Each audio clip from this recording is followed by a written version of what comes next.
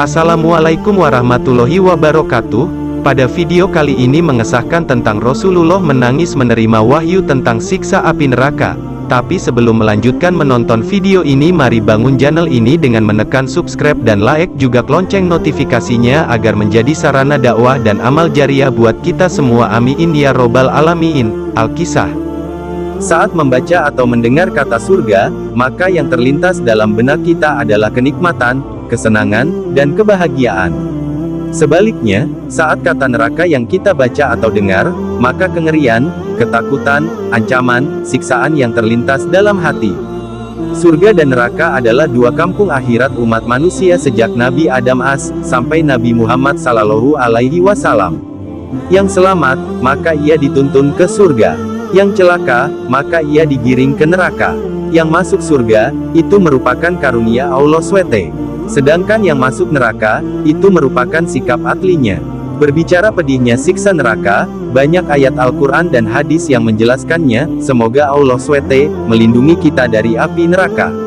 Mulai dari kayu bakar neraka, pakaian ahli neraka, makanan dan minumannya, serta bentuk siksa neraka. Sungguh, seburuk-buruknya dan sesakit-sakitnya di dunia, itu belum seujung kuku dengan kepedihan siksa neraka.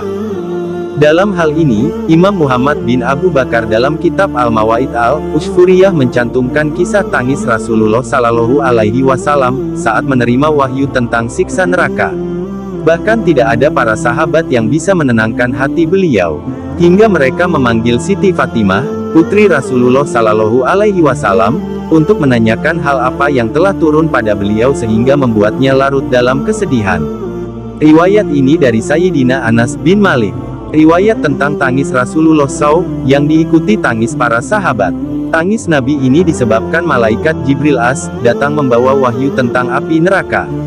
Ayat yang dibawa malaikat Jibril adalah ayat ke-43 surat Al-Hijr. Dan sungguh, jahanam itu benar-benar tempat yang telah dijanjikan untuk mereka pengikut setan semuanya. Dalam tafsir Jalalain Juz 1/213 disebutkan bahwa neraka itu bukan hanya diperuntukkan setan yang telah berani membangkang pada perintah Allah Subhanahu wa Ta'ala untuk bersujud pada Nabi Adam tapi juga disiapkan bagi mereka yang mengikuti setan. Termasuk kita jika sampai tergoda pada bujuk rayu setan. Nauzubillah. Ayat tersebut yang membuat Nabi menangis terseduh. Para sahabat tidak berani bertanya atau menyapa beliau yang sedang menangis. Mereka sepakat untuk menjemput Siti Fatimah agar bisa menenangkan Nabi. Mengenai yang menjemput beliau, ada yang mengatakan Abdurrahman bin Auf radhiyallahu anhu, dan ada yang mengatakan Sayyidina Umar radhiyallahu anhu. Saat Siti Fatimah keluar dari kamarnya untuk menemui Rasulullah SAW, beliau memakai baju yang sudah memiliki 12 jahitan. Hal itu membuat Sayyidina Umar radhiyallahu anhu menangis terseduh.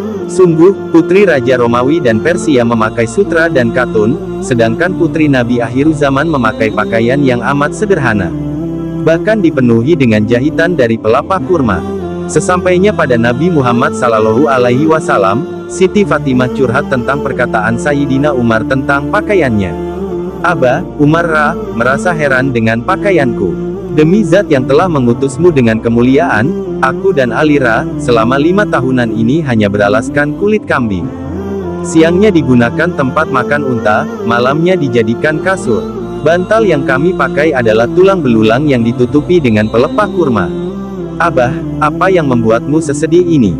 Tanya Siti Fatimah. Nak, bagaimana aku tidak akan menangis, sedangkan Jibril alaihi salam membawa wahyu tentang neraka jahanam, jawab Nabi.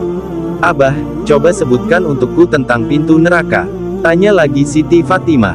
Nak, sesungguhnya paling ringannya neraka, ia memiliki 70.000 gunung api. Di setiap gunung ada 70.000 lembah. Setiap lembah ada 70 juta daerah. Setiap daerah memiliki 1 juta kota. Setiap kota memiliki 70 juta istana. Setiap istana memiliki 1 juta kamar. Setiap kamar ada 70 juta kamar.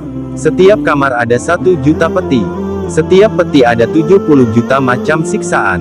Tidak ada siksaan yang sama antar satu sama lainnya, jelas Nabi. Mendengarkan penjelasan Nabi tentang neraka, Siti Fatimah langsung jatuh tersungkur. Lalu beliau berkata, celakalah orang yang masuk ke neraka. Mendengar perkataan Siti Fatimah, Umar berkata, andai aku adalah kambing ternak keluarga, pasti aku akan disembelih. Mereka akan memakan dagingku dan menghancurkan tulangku, mengiris-iris dagingku. Maka aku tidak akan mendengar sebutan neraka. Lain lagi dengan Sayyidina Abu Bakar radhiyallahu anhu, beliau berkata, andai aku adalah seekor burung. Aku makan, minum dari air sungai dan bertengger di pepohonan.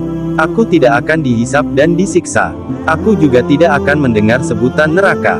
Lain juga dengan Sayyidina Ali radhiyallahu anhu, beliau berkata saat mendengar sebutan neraka, andai saja aku tidak dilahirkan ibuku. Andai saja aku mati waktu kecil. Andai saja aku adalah rumput, maka aku akan dimakan hewan. Andai aku hewan buas, maka akan kucabik-cabik dagingku. Aku juga tidak akan mendengar sebutan neraka jahanam. Salman radhiyallahu anhu, saat mendengar hal itu, ia langsung lari menuju pemakaman Baqi. Dia berteriak sekencang-kencangnya memikirkan perjalanannya dan bekal menuju akhirat. Beliau bertemu dengan Bilal bin Rabah radhiyallahu anhu. Sahabat Bilal bertanya apa yang membuat Salman bersedih dan memangis. Beliau menjawab, celakalah aku dan kamu Bilal, jika tempat kembali kita jauh dari surga.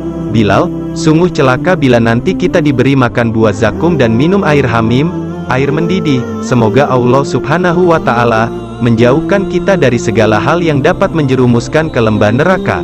Amin. Semoga dengan kisah ini bisa menambah ketakwaan dan keimanan kepada Allah subhanahu wa ta'ala. Akhirul kalam, wassalamualaikum warahmatullahi wabarakatuh.